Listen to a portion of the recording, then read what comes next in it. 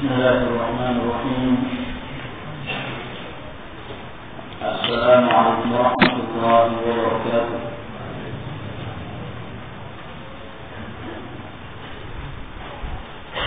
إن الحمد لله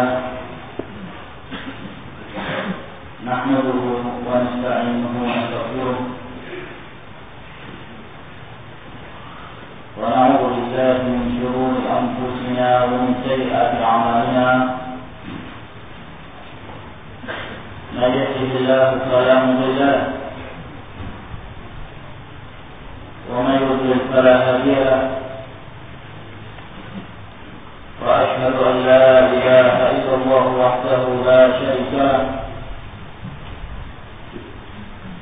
وأشهد أن محمدا عبده ورسوله.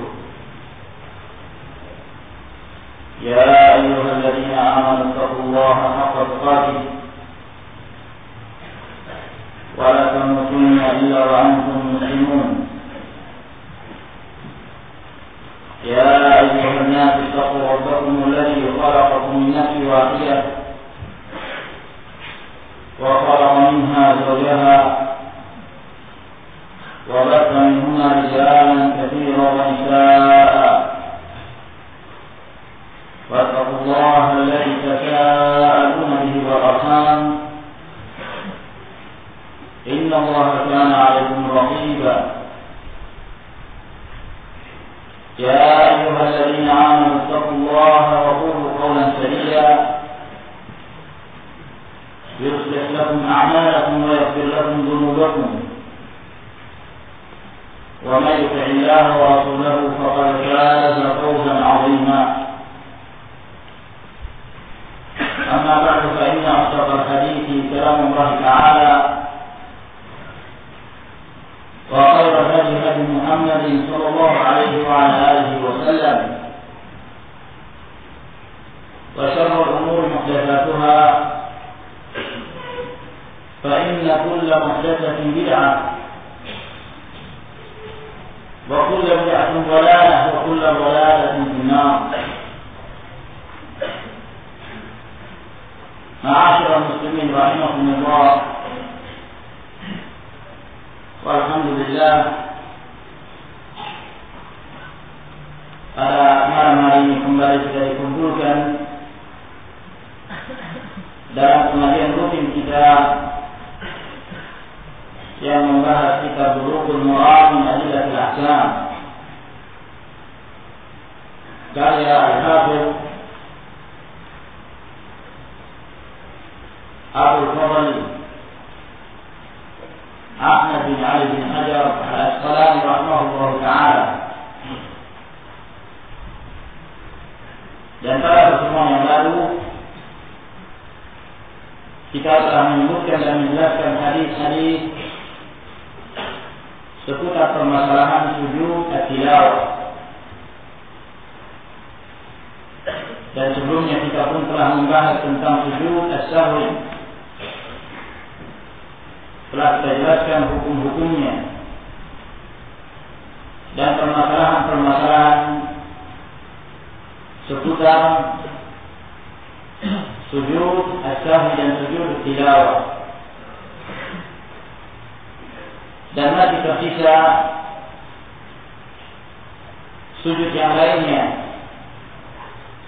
yaitu sujud yang ketiga yang insyaallah ta'ala akan kita sebutkan hadis-hadis seputar permasalahan ini,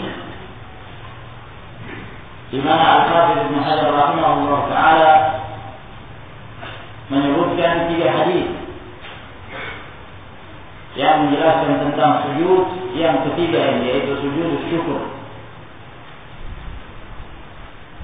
Berkata Al-Hafidz Abul Fadl Ahmad bin Ali bin Hajar Al-Asqalani rahimahullah ta'ala, وعن أبي بكر رضي الله تعالى عنه، dan dari Abu Bakr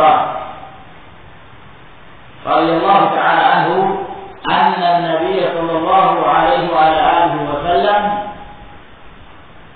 bahwa Nabi sallallahu alaihi wa alihi wasallam kana idza ja'ahu khabar yasurruhu, apabila datang beliau satu berita yang membuat beliau gembira, kharra sajidan lillah, maka beliau segera turun atau menunduk atau merendahkan diri sambil sujud kepada Allah Subhanahu wa taala. Rawahu khamsah illa an-Nasa'i. Hadis ini diriwayatkan oleh 5 perawi. Apabila Al-Hafidz Ibnu Hajar menyebutkan 5, maka yang dimaksud adalah 4 pengarang kitab Sunan, At-Tirmidzi, Abu Dawud, An-Nasa'i dan Ibnu Majah, dan Al-Imam Ahmad rahimahullah dalam musnadnya. Namun di sini dikecualikan An-Nasa'i, illa An-Nasa'i, kecuali An-Nasa'i yang tidak meriwayatkan hadis ini. Hadis Abu Bakar radhiyallahu taala anhu yang kita bacakan ini dari sisi sanad atau kedudukan hadis ini berasal dari jalan seorang perawi yang bernama Bakar bin Abdul Aziz bin Abi Bakr. Dan Bakar bin Abdul Aziz bin Abi Bakr ini meriwayatkan hadis dari ayahnya, dari kakeknya, yaitu Abu Bakr Nufay bin Al-Harith As-Saqafi radhiyallahu taala anhu. Dan Bakar yang meriwayatkan hadis ini termasuk di antara perawi yang dhaif, dilemahkan oleh para imam, di antaranya Yahya bin Ma'in dan yang lainnya, sehingga sanad yang disebutkan dari hadis Abu Bakar radhiyallahu taala anhu ini adalah sanad yang dhaif. Akan tetapi telah dikuatkan dari jalur yang lain yang diriwayatkan oleh Ibnu Majah dari hadis Anas bin Malik radhiyallahu taala anhu, yang juga menjelaskan bahwa Nabi sallallahu alaihi wa ala alihi wasallam busyira bi hajatin fa kharra sajidan. Disampaikan kepada beliau satu kabar gembira, maka beliau segera sujud. Dalam beberapa tambahan riwayat disebutkan fa kharra sajidan syukran lillahi tabaraka wa ta'ala. Beliau sujud sebagai tanda syukur beliau kepada Allah Subhanahu wa taala. Dan riwayat-riwayat yang lain yang datang dari Nabi sallallahu alaihi wasallam yang menetapkan bahwa sujud syukur adalah perkara yang hadis, yang sahih, yang datang dari Nabi sallallahu alaihi wasallam. Oleh karena itu, meskipun sanad hadis Abu Bakar ini lemah, namun telah dikuatkan dengan jalur-jalur yang lainnya, sehingga Syekh Al-Albani rahimahullah taala menghasankan hadis ini dalam kitabnya Irwaul Ghalil. Pada jilid 2 dari kitab Irwaul Ghalil, beliau mengumpulkan jalan-jalan hadis yang menetapkan bahwa Rasulullah sallallahu alaihi wasallam pernah melakukan sujud asy-syukur. Maka hadis Nabi sallallahu alaihi wasallam ini merupakan salah satu di antara sekian hadis yang menetapkan disyariatkannya sujud asy-syukur. Dan disebutkan sujud tersebut dengan sujud asy-syukur disebabkan karena sujud tersebut dilakukan oleh seseorang sebagai tanda rasa syukur kepada Allah Subhanahu wa ta'ala atas kenikmatan yang Allah Jalla wa Ala berikan atau dihindarkan dari satu malapetaka atau satu musibah. Jadi sujud asyukur disyariatkan dalam dua hal. Yang pertama, 'inda tajaddudin ni'mah, ketika mendapatkan satu kenikmatan yang baru yang dia tidak mendapatkan sebelumnya. Apakah kenikmatan itu kenikmatan yang bersifat khusus bagi dia sendiri, apakah nikmat secara umum bagi kaum muslimin, yang sebelumnya dia tidak merasakan, kemudian Allah Jalla wa'ala memberikan kepadanya kenikmatan. Seperti misalnya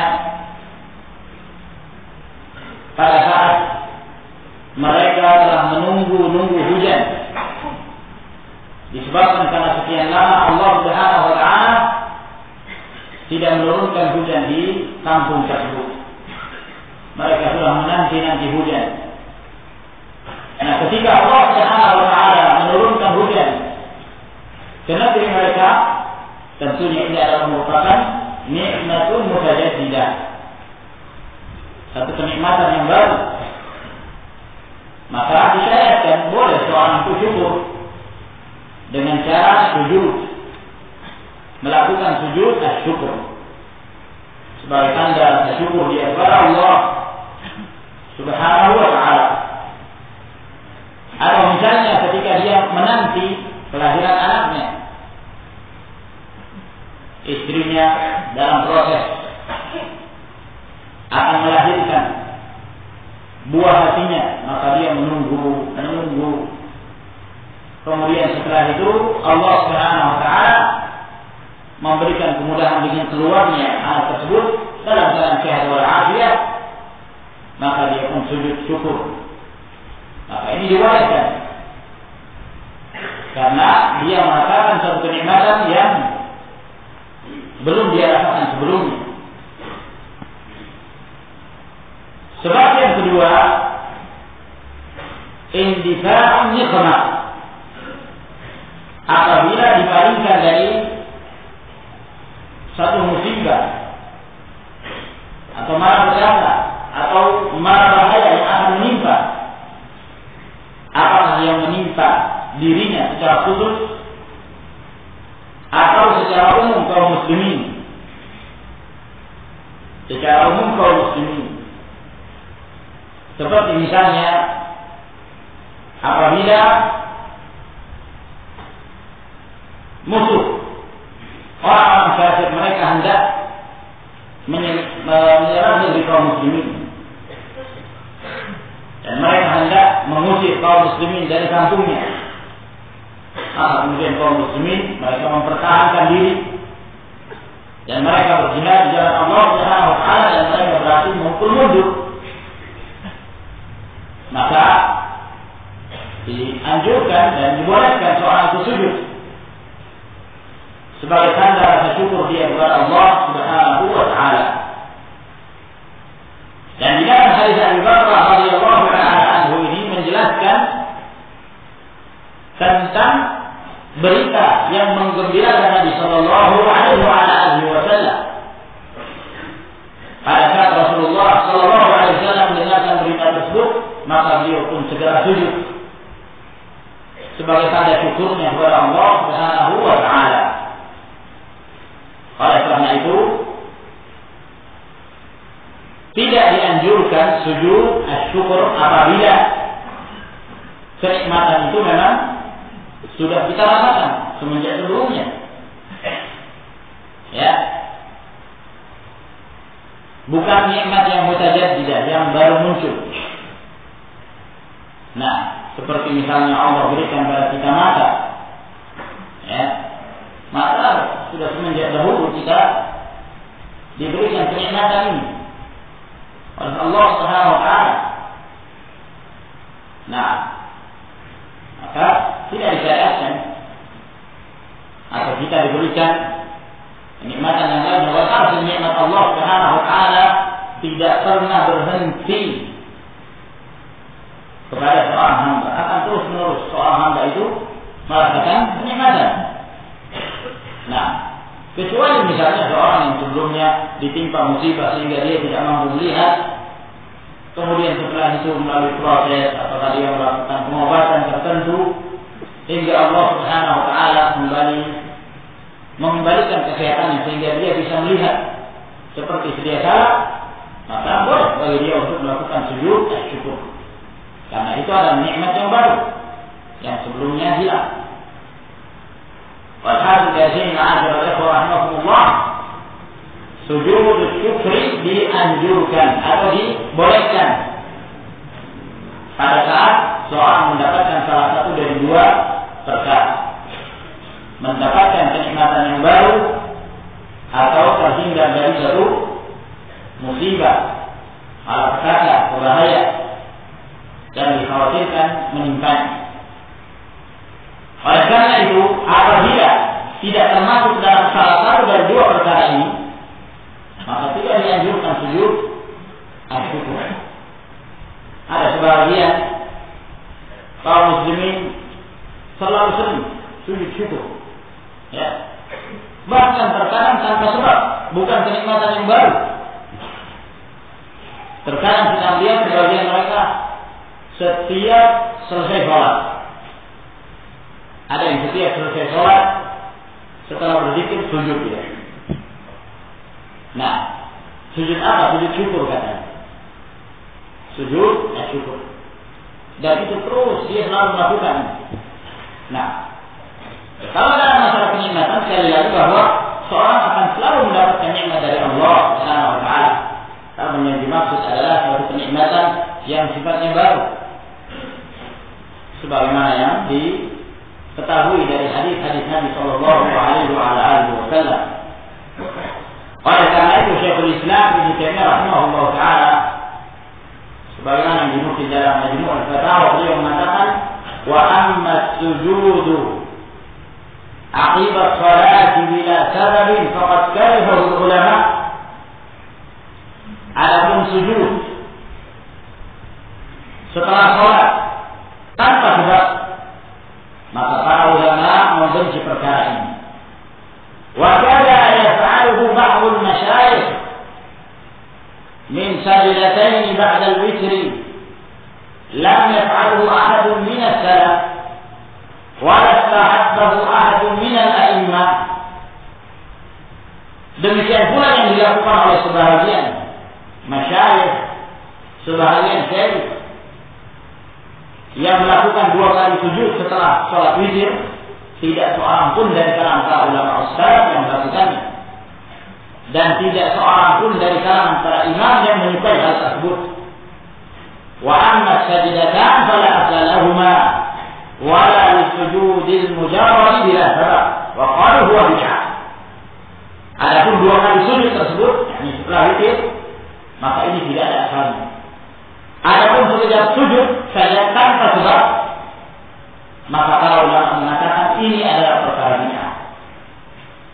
Jadi tidak dianjurkan seorang melakukan sujud syukur tanpa ada kenikmatan yang baru, tanpa sebab.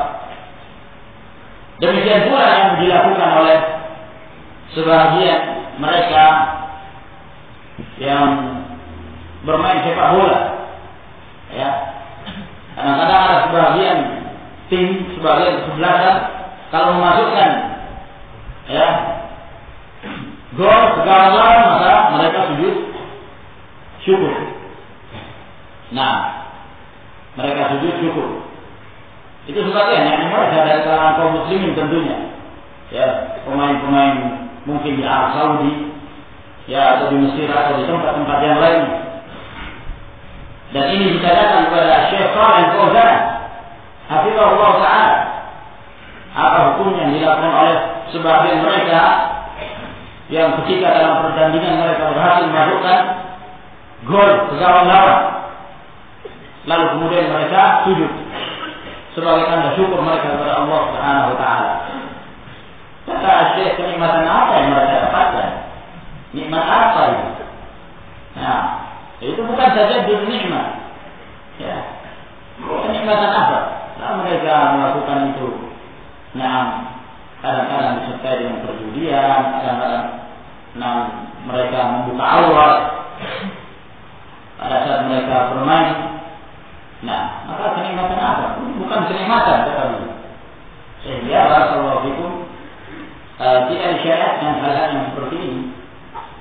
Nah, jadi disyariatkan hanya apabila seorang mendapatkan salah satu dari dua keadaan yang telah kita sebutkan. Tajaddudun ni'mah wa indifa'u an-niqmah.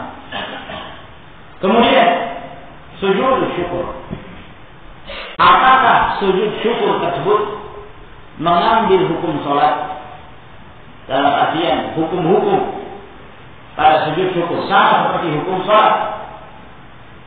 Disyaratkan bersuci dan disyaratkan menghadap kiblat atau yang semisalnya. Terjadi khilaf di kalangan para ulama dalam hal ini. Dan yang sahih bahwa sujud syukur tidak termasuk salat. Nah, dan bahkan kepada para ulama bahwa sujud syukur ini tidak dilakukan di dalam salat. Tidak dilakukan di dalam salat. Nah, akan menyebabkan bingung nanti para makmum. Ya. Tiba-tiba sujud apa ini? Sujud syukur. Nah, adapun sujud tilawah, sahih dari Nabi sallallahu alaihi wasallam. Tapi sujud syukur tidak boleh dilakukan, dikerjakan di dalam salat. Dan tidak mengambil hukum salat.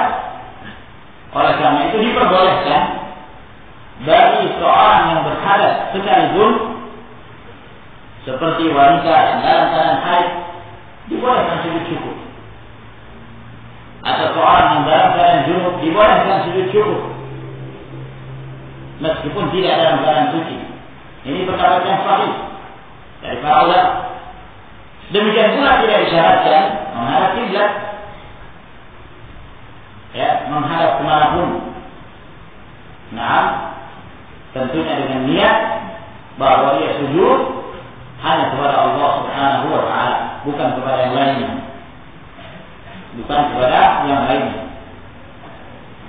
Ini pendapat yang paling sahih dan ini dikuatkan oleh para ahli tafsir, di antaranya Syekh Al-Albani rahimahullah taala. Maka ini adalah rahimahullah beberapa hukum yang berkenaan tentang sujud syukur.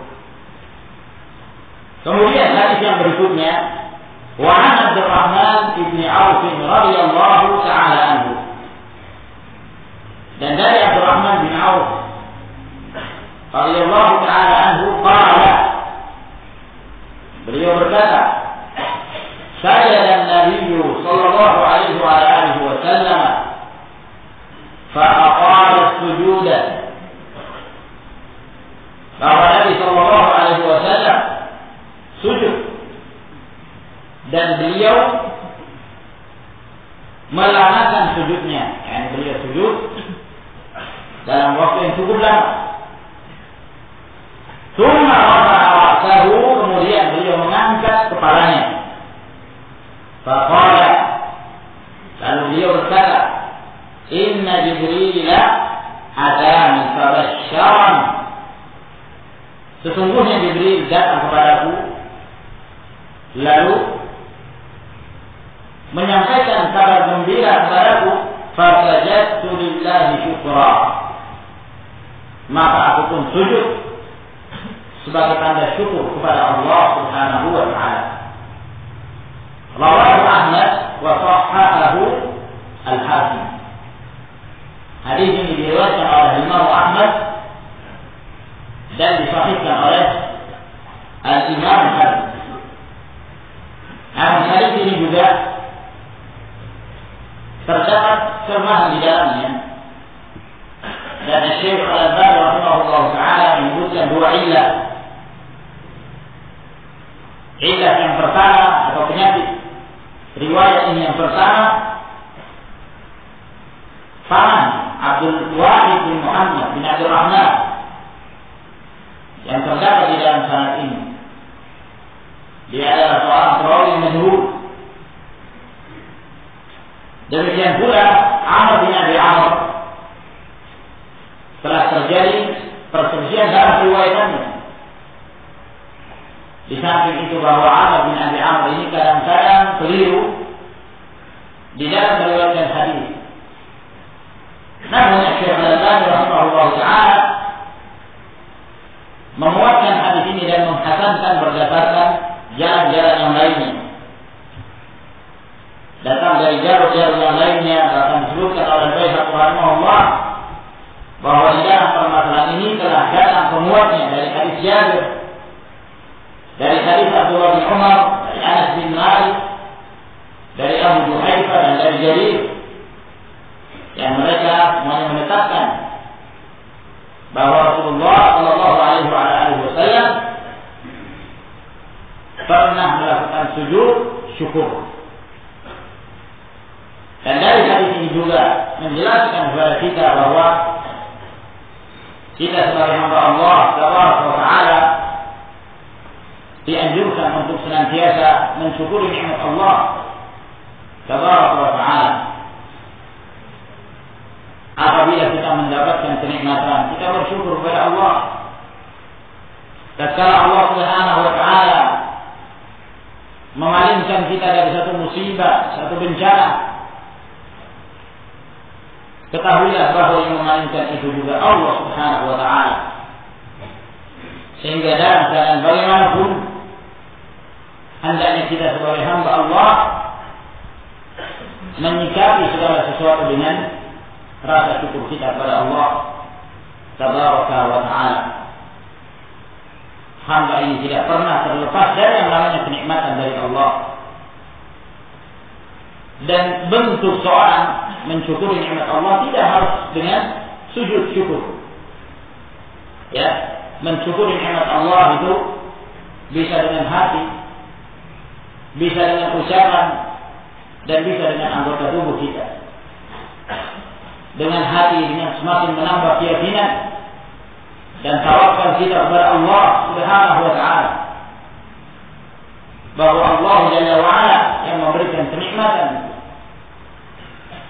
Dengan lisan kita senantiasa bersyukur, mengucapkan hamdalah, memuji Allah Subhanahu wa taala dan senantiasa berzikir kepada Allah Subhanahu wa taala. Ini juga merupakan bentuk syukur.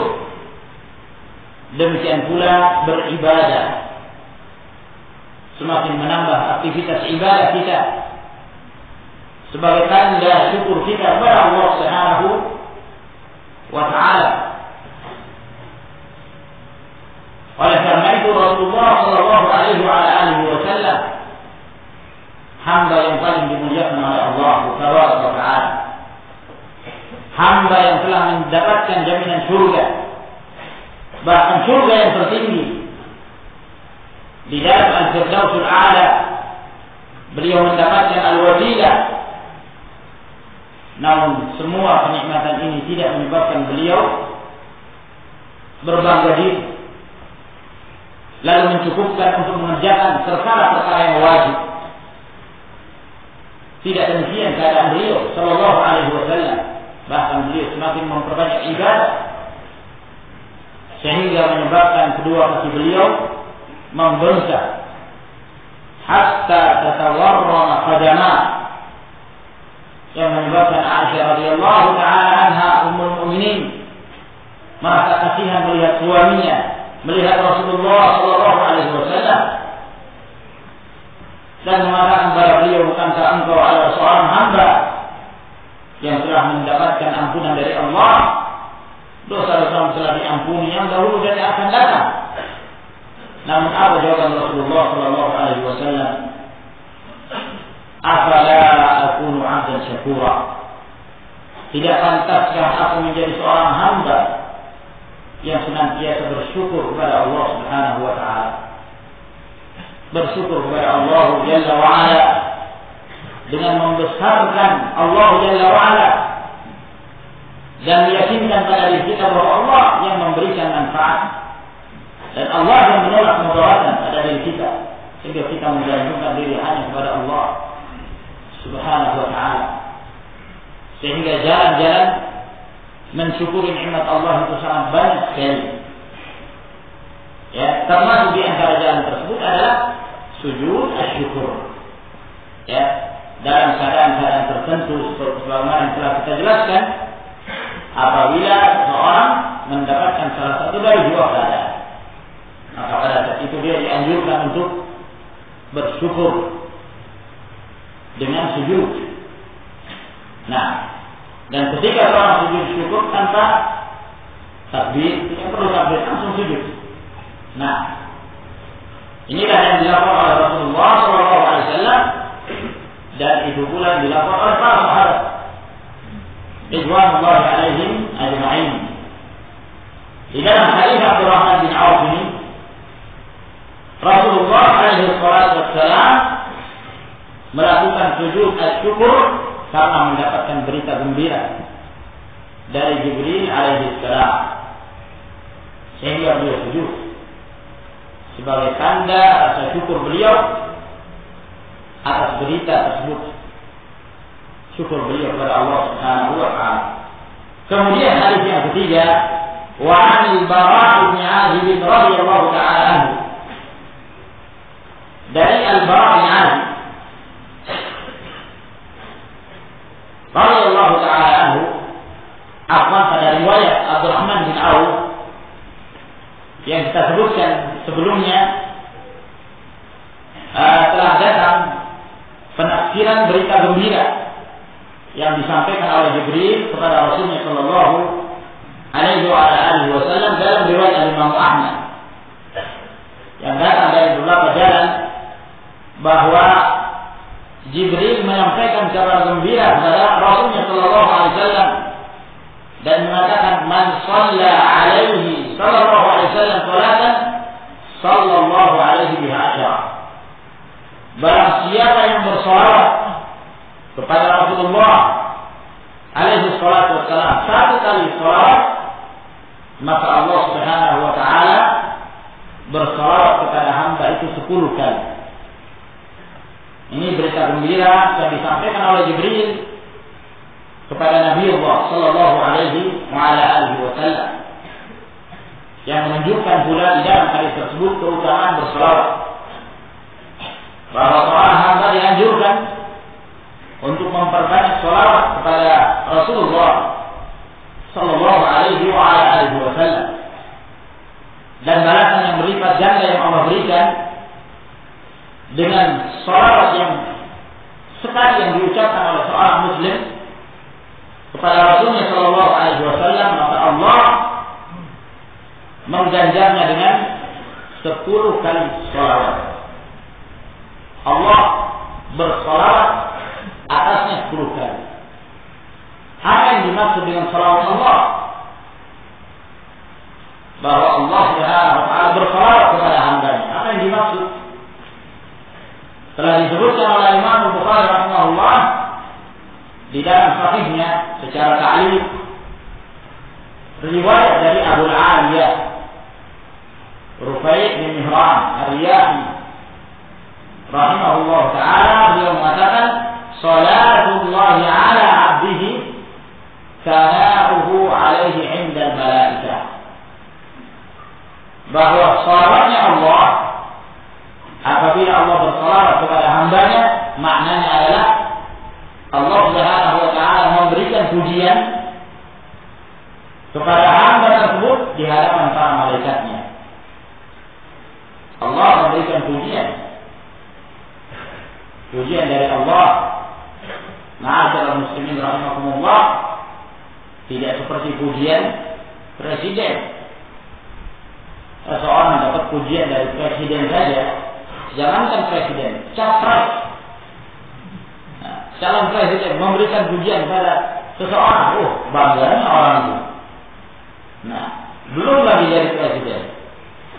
Nah, apalagi kalau sudah diangkat jadi presiden, sudah dilantik resmi, lalu dipuji hamba itu, bangganya dia. Padahal yang memberikan pujian masih makhluk. Ya, lagi mana kalau yang memberikan pujian itu Allah Azza wa Jalla. Dan pujian itu di hadapan makhluk-makhluk yang mulia pula, yaitu dari kalangan al-malaikah. Maka ini menunjukkan keutamaan besar seseorang senantiasa bersolawat kepada Nabi Sallallahu Alaihi Wasallam. Hadis yang berikutnya dari Bara bin Azib radhiyallahu anhu, anna Nabi Sallallahu Alaihi Wasallam ba'atha Aliyan ila Yaman. Bahwa Nabi Sallallahu Alaihi Wasallam mengutus Ali bin Abi Thalib ke negeri Yaman. Pada awal hadis, maka beliau menyebutkan hadisnya karena hadisnya panjang sehingga Al-Hafidz Ibnu Hajar tidak menyebutkan hadis ini secara lengkap, namun beliau hanya mengambil cuplikan yang menjadi syahid dari hadis ini. Qala dalam berkata Bara bin Azib, "Fakataba Aliyun bi Islamihim." Maka Ali bin Abi Thalib radhiyallahu ta'ala anhu menulis surat ini kepada Rasulullah SAW tentang masuk Islamnya mereka, yaitu mereka yang ada di negeri Yaman. Falamma qara Rasulullah sallallahu alaihi wasallam al-kitab kharra sajidan.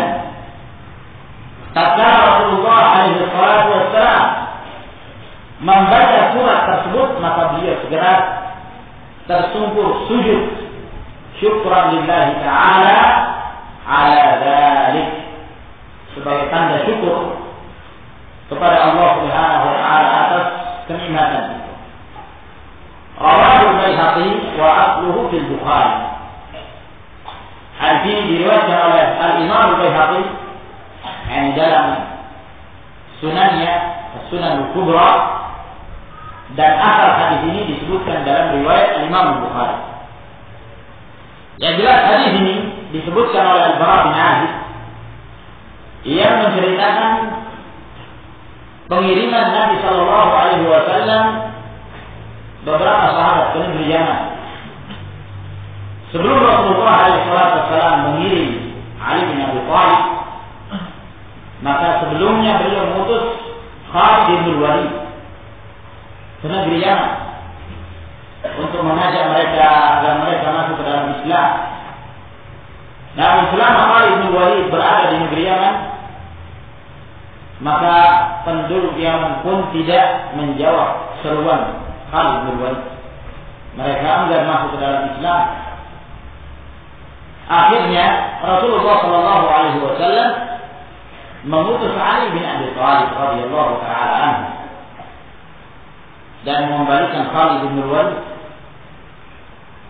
Nah, dan yang bersama Khalid bin Walid. Jadi Khalid bin Walid pada waktu itu tidak sendirian, bersama beberapa orang dikembalikan lalu dikirim Ali bin Abi Thalib radhiyallahu taala anhu. Nah, Al-Bara bin Azib radhiyallahu taala anhu ini, beliau termasuk orang yang dikirim bersama Khalid bin Walid pada awal kalinya. Namun ketika Khalid bin Walid akan dipulangkan, Al-Bara bin Azib ditahan sehingga beliau tetap bersama dengan Ali bin Abi Thalib radhiyallahu taala anhu di negeri Yaman. Nah, falhasil kemudian berapa lama Ali bin Abi Thalib berada di negeri Yaman tersebut dan mengajak mereka agar kemudian mereka masuk ke dalam Islam, sehingga sebahagian kabilah termasuk di antaranya kabilah Hamdan, mereka pun menerima seruan Ali bin Abi Thalib sehingga mereka masuk ke dalam Islam. Dan ini tentunya merupakan satu berita gembira, sehingga Ali bin Abi Thalib radhiyallahu taala anhu mengirim surat kepada Rasulullah sallallahu alaihi wasallam dan mengabarkan kepada Rasulullah bahwa seluruh kabilah Hamdan mereka semua menyatakan keislamannya. Tatkala surat ini sampai kepada Rasulullah alaihi wasallam, maka beliau segera sujud syukur, tanda syukur beliau kepada Allah Subhanahu wa taala. Kemudian beliau mengangkat kepalanya dan mengatakan assalamu ala hamdan, assalamu ala hamdan. Keselamatan atas kabilah Hamdan, keselamatan atas kabilah Hamdan. Ini kelengkapan dari hadis tersebut. Di sini disebutkan Al-Hafidz Ibnu Hajar bahwa asal hadis ini disebutkan dalam Sahihul Bukhari, namun dalam Sahihul Bukhari tidak disebutkan secara lengkap seperti yang disebutkan dalam riwayat Al-Baihaqi. Tidak dijelaskan dalam Sahihul Bukhari tentang keislaman Hamdan. Hanya disebutkan bahwa Rasulullah Shallallahu Alaihi Wasallam mengutus Ali bin Abi Thalib ke negeri Yaman dan mengajak mereka agar mereka masuk ke dalam Islam. Walhasil dari hadis ini pula menjelaskan kepada kita dianjurkannya sujud syukur ketika mendapatkan berita gembira. Dan di dalam hadis ini juga menjelaskan kepada kita dianjurkan menyampaikan satu berita yang menggembirakan hati seorang muslim.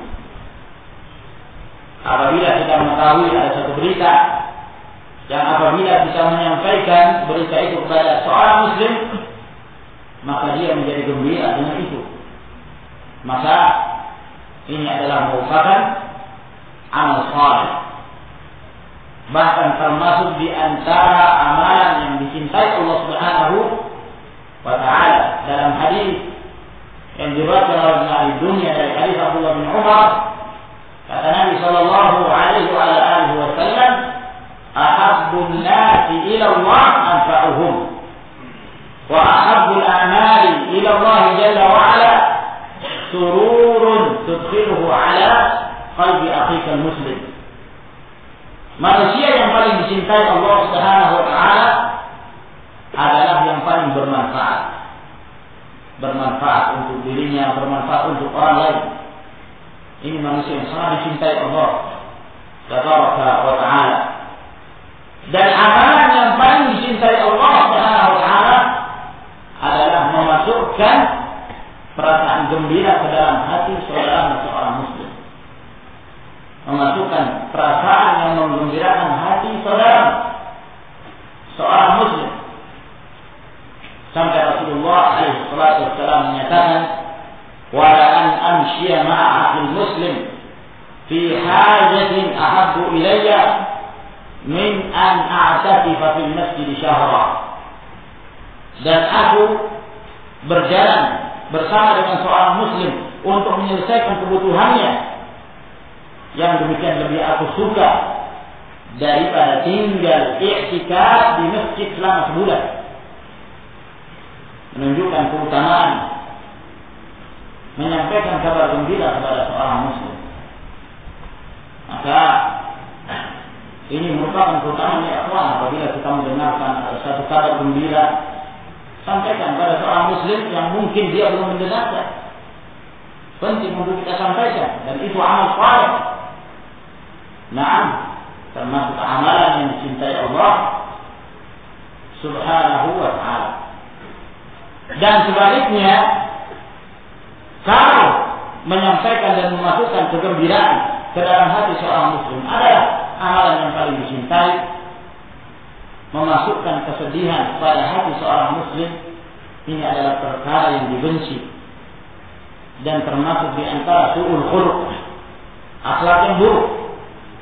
Oleh karena itu, ketika Rasulullah SAW menyebutkan hadis ini pada akhir hadis tersebut, beliau mengatakan, wa inna su'al khuluqi la yufsidul amala kama yufsidul khamrul asal.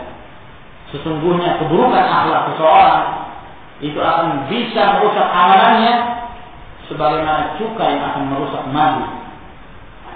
Akan menjadi rusak amalan seorang karena apa? Akhlak yang buruk. Oleh karena itu, ma'asyiral ikhwah rahimakumullah, berhati-hati dari lisan menceritakan keburukan seorang muslim, menggunjing seorang muslim, sengaja namimah, mengadu domba di antara sesama muslimin. Naam, hati-hati dari penyakit-penyakit lisan yang seperti ini. Rasulullah SAW telah mengingatkan di dalam hadis Abdullah bin Amr, kata Nabi SAW, la yastaqimu imanu 'abdin hatta yastaqima qalbuhu wa la yastaqimu qalbuhu hatta yastaqima lisanuhu. Tidak akan lurus keimanan seorang hamba sampai hatinya itu lurus, dan tidak akan lurus hati seorang hamba sampai lisannya itu lurus. Dia senantiasa menjaga lisannya, memelihara lisan. Ma'asyiral ikhwah rahimakumullah, dengan lisan ini banyak dari kalangan manusia yang terjerumus ke dalam kebinasaan. Kadang-kadang dengan suatu kata seorang tidak memperhatikan dapat menyebabkan dia dilemparkan ke dalam api neraka waliyadzubillah. Nah,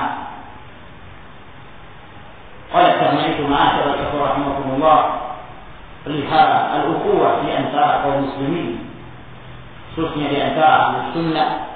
Pelihara kehormatan mereka, jaga kehormatan mereka. Jangan mengucapkan kalimat-kalimat yang dikhawatirkan justru akan merusak kehormatan seorang muslim, dan keburukan itu akan kembali kepada orang yang melakukannya waliyadzubillah.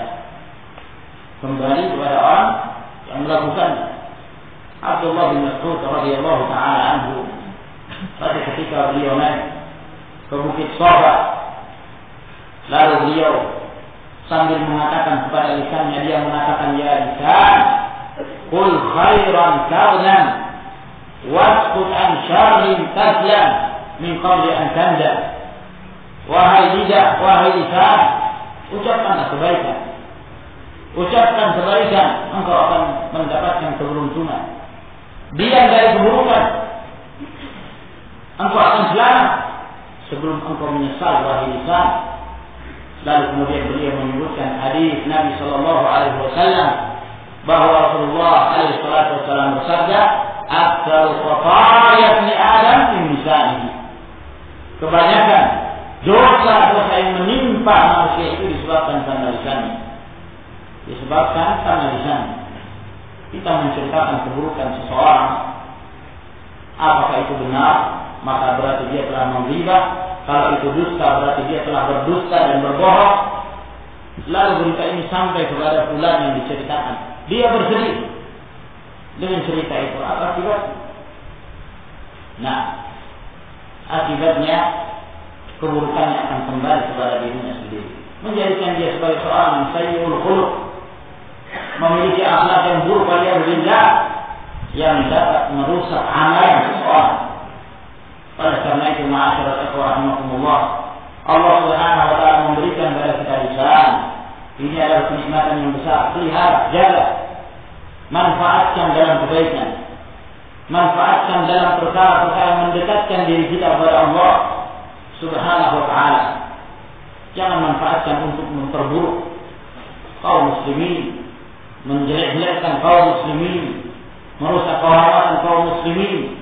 Inna dima'akum wa amwalakum wa a'radakum haram 'alaikum. Sesungguhnya darah kaum muslimin, harta kaum muslimin, dan kehormatan kaum muslimin itu adalah haram. Tidak diperbolehkan seorang merusak kehormatan orang lain tanpa hak. Maka ini ma'asyiral ikhwah rahimakumullah. Jadi apa yang kita sebutkan di sini dari 3 hadis Nabi Shallallahu Alaihi Wasallam, dan di sana masih ada riwayat-riwayat yang lain yang menetapkan disyariatkannya sujud syukur. Termasuk di antaranya kisah Sa'ad bin Malik radhiyallahu taala anhu. Pada saat beliau mendapatkan hukuman dari Allah Subhanahu wa taala bersama 2 sahabat yang lain, Bilal bin Umayyah dan Murarah bin Rabi', disebabkan karena mereka tidak ikut dalam perang Tabuk, sementara Rasulullah SAW memerintahkan kepada seluruh para sahabat yang tidak memiliki udzur untuk berangkat. Pada saat mereka tidak berangkat dan mereka mengakui kesalahannya, sampai kemudian Allah Subhanahu wa taala memberikan hukuman kepada mereka, yaitu hajar, diisolasi dan dihajar, diboykot dari kaum muslimin, tidak boleh berbicara dengan mereka. Nah, setelah selesainya hukuman tersebut dan Allah Subhanahu wa taala menurunkan firman-Nya yang menunjukkan Allah telah menerima taubat mereka, berita ini sampai kepada Sa'ad bin Malik, dan pada saat beliau mendengarkan, beliau segera mengumpulkan diri sujud sebagai tanda syukur beliau kepada Allah Subhanahu wa taala. Demikian pula kisah Ali bin Abi Thalib radhiyallahu taala anhu pada peristiwa perang di Nahrawan ketika Ali bin Abi Thalib memerangi kaum Khawarij dan beliau telah mendapatkan berita dari Rasulullah Shallallahu Alaihi Wasallam sebelumnya. Di antara yang beliau dengarkan dari Nabi Alaihi Wasallam bahwa akan muncul satu kaum yang merukunan min ad-din kama yamruqu sahmu min ar-ramiyah, di mana mereka keluar dari agama seperti keluarnya anak panah dari sasarannya. Lalu disebutkan oleh Nabi Alaihi Wasallam di antara tanda-tandanya, wa inna fihim rajul aswad. Di antara mereka ada orang yang berkulit hitam, muhdadul yadi, tangannya terpotong, pendek tangannya.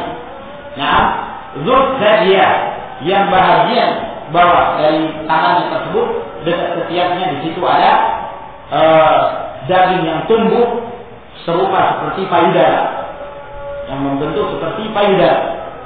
Nah, apabila engkau menemukan berarti mereka itulah yang dimaksud oleh Rasulullah SAW.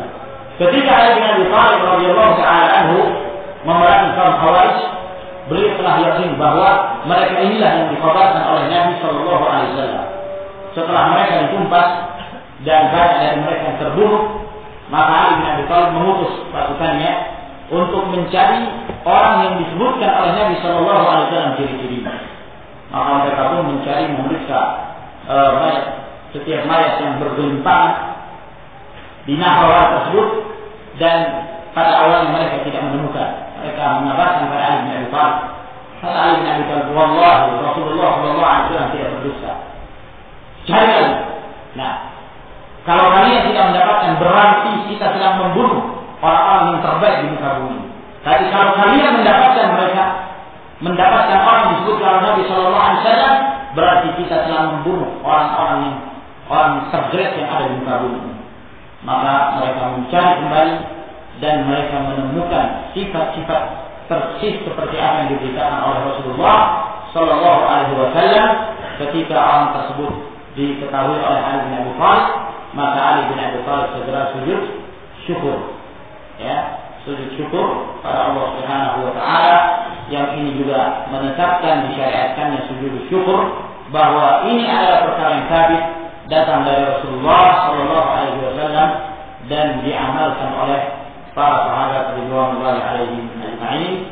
Maka ini ma'asyiral muslimin rahimakumullah yang kita jelaskan pada pertemuan kita di malam hari ini. Dengan demikian telah selesai pula pembahasan kita tentang hukum-hukum sujud, sehingga pada pertemuan yang berikutnya insyaallah taala kita memasuki bab yang berikutnya, yaitu bab salat tatawwu', yang menjelaskan tentang salat sunnah. Wallahu taala a'lam bis-shawab.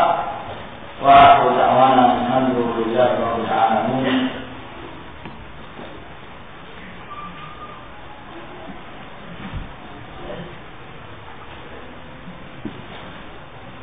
Apa hukumnya uang hasil hutang untuk biaya haji?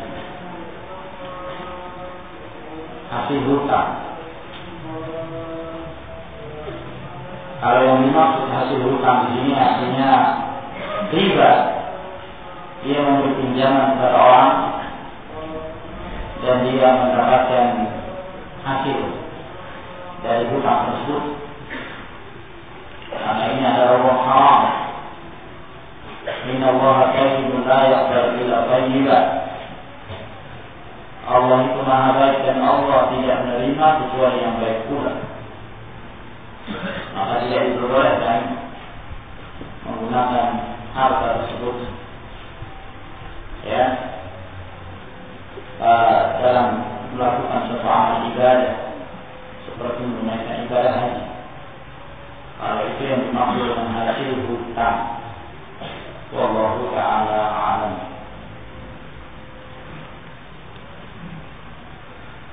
Apakah salafi ahlus sunnah wal jamaah dapat terkena sihir? Bagaimana menghindarinya apabila terkena, akan harus dilakukan? Nah, Jangankan salafi, Rasulullah Shallallahu Alaihi Wasallam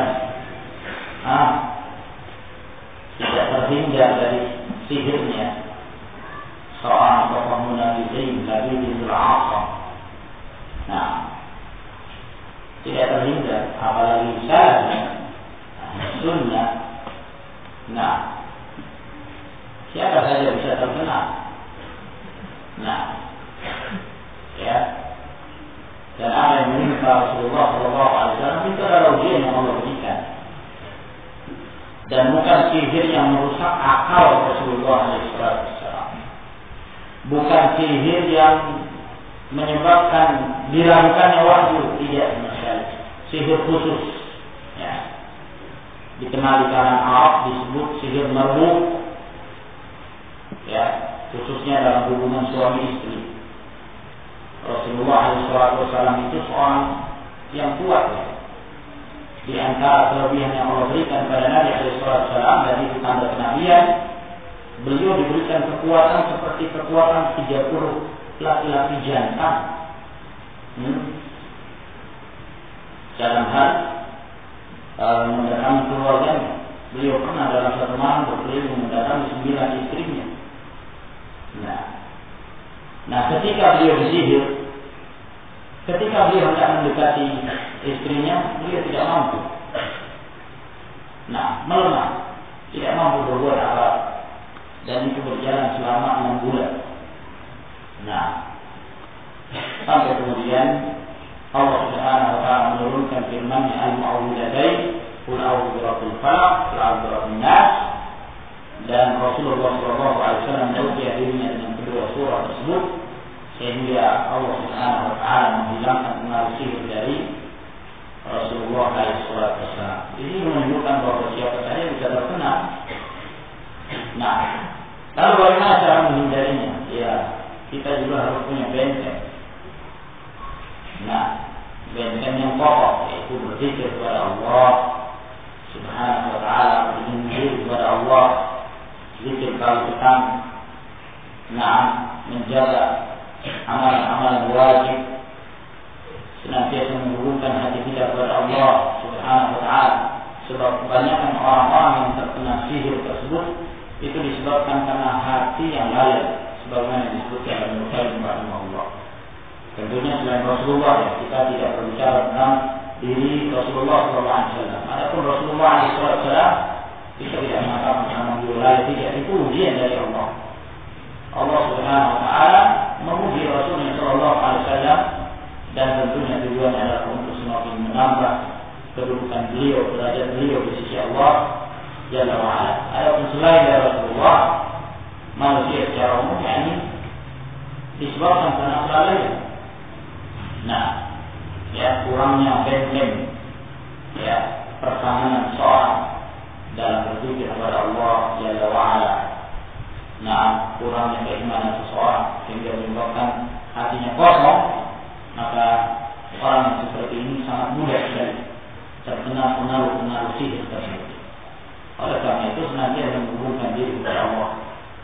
Apabila terkena apa yang harus dilakukan? Ya, diruqyah. Nah, apakah dengan seperti yang kita sebutkan? Nah, Qul a'udzu birabbil falaq, a'udzu birabbin nas, terus menerus, atau senantiasa membaca Al-Quran Karim. Kalau yang terkena itu mampu membaca sendiri, baca sendiri, ya, tidak perlu bantuan orang lain. Tapi kalau dia tidak mampu, maka boleh dibantu oleh orang lain, orang yang membacakan kepada dia, membaca surah Al-Baqarah secara umum, ya, dan merutinkan zikir-zikir yang kita sebutkan, baca ayat kursi sebelum tidur. Kata Nabi Sallallahu Alaihi Wasallam, la yazalu alaika min Allah hafizun wa la yaqrabannaka syaitan hatta yusbih atau hatta tusbih. Bahwa apabila engkau membaca pada malam hari ayat kursi, maka Allah Subhanahu wa Ta'ala senantiasa memelihara kamu dan syaitan tidak akan mampu mendekatimu sampai pagi hari. Maka banyak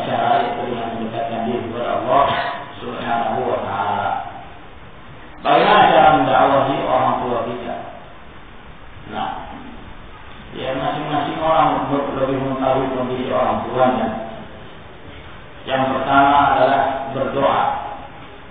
Berdoa itu senjata seorang mukmin, apalagi seorang anak. Penting untuk banyak-banyak mendoakan orang tuanya. Semoga Allah Subhanahu wa taala memberikan hidayah. Nah, ini yang pertama.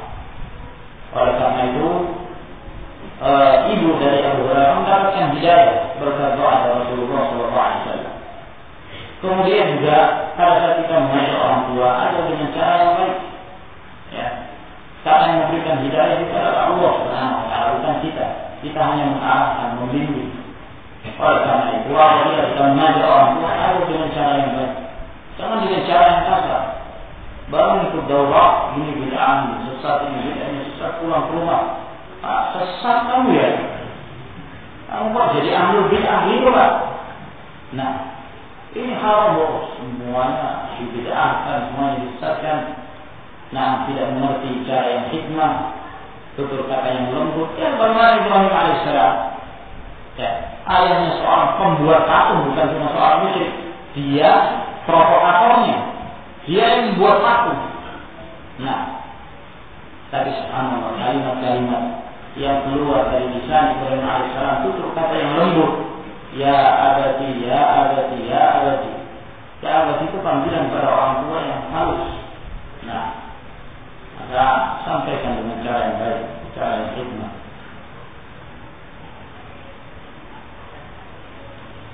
Apabila seorang berdosa ketika dia berurusan dengan temannya lebih dari 3 hari? Nah, selama itu bukan dalam perkara dini. Nah, tidak diperbolehkan lebih dari 3 hari. Apa hukum menjawab salam dan apakah berdosa seorang ketika dia tidak menjawab salam? Nah, dia berdosa ketika dia tidak menjawab salam. Nah, karena menjawab salam hukumnya wajib. Wa idza ujitum bi tahiyyatin fahayyu bi ahsana minha aw rudduha. Apabila disampaikan pada kalian salam, maka balaslah dengan yang paling baik atau yang semisalnya. Yang paling baik atau yang semisalnya. Jadi paling minimal itu yang semisalnya.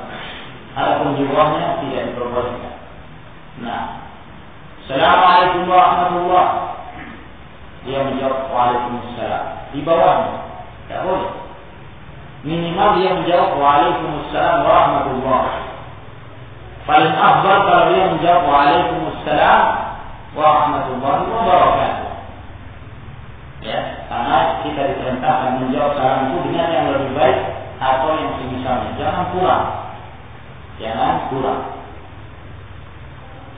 Apakah doa iftitah termasuk dari rukun sholat? Doa iftitah tidak termasuk dari rukun sholat. Nah, jadi rukun sholat itu kesimpulannya ada 13. Nah, niat,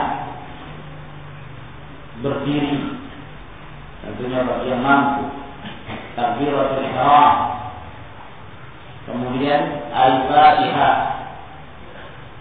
kemudian ruku', kemudian i'tidal, kemudian sujud. Sudah berapa ya? 7. Kemudian duduk di antara 2 sujud. Sudah berapa?